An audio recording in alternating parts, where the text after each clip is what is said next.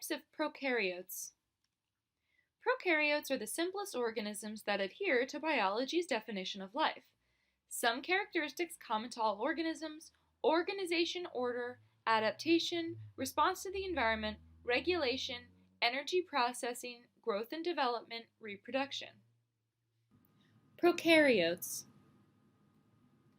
All species of living things can be divided into two categories, the prokaryotes and the eukaryotes.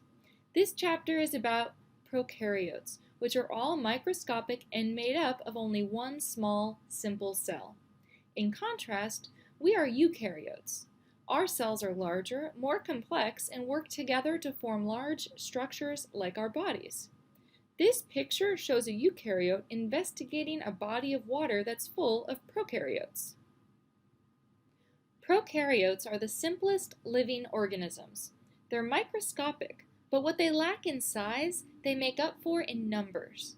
There are more prokaryotes in a handful of fertile soil than the number of people who have ever lived on Earth. They thrive almost everywhere, including places too acidic, too salty, too cold, or too hot for organisms like us. They have astonishing diversity. Bacteria and archaea are the two types of prokaryotes.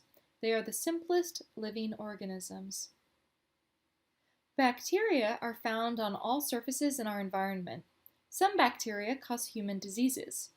Archaea are less common in our environment. None are known to cause disease.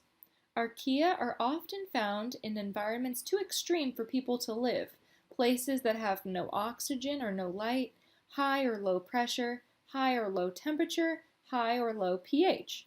Archaea are found in your gut, at the bottom of the ocean, in the Arctic, and in geysers.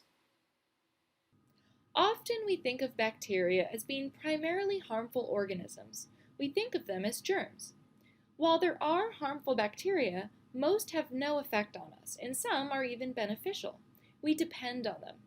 Bacteria cover all the external surfaces of our bodies. This includes our digestive tract, since that is also considered to be external. Bacteria on your body live in cooperation with you. Some types protect you against harmful bacteria and help you digest food. We evolved with these bacteria. We could not survive without them, and they could not survive without us. The amount of bacterial cells living in the human body are about the same as the number of human cells.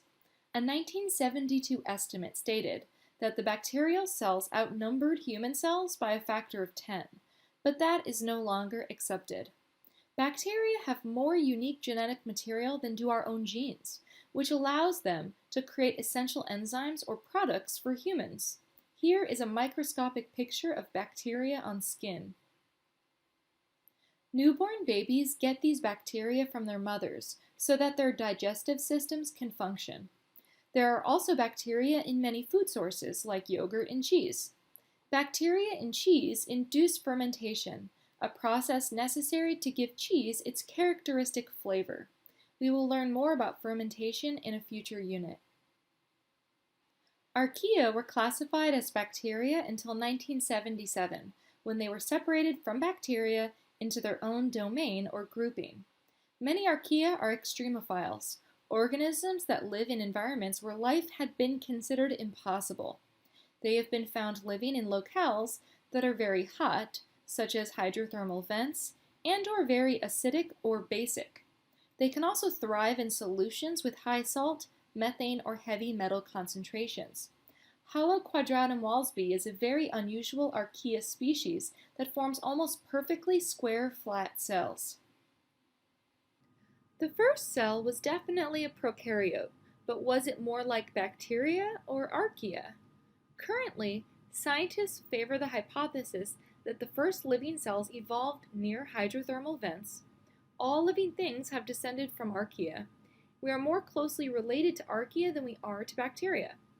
Hypotheses about the origin of life are being modified all the time.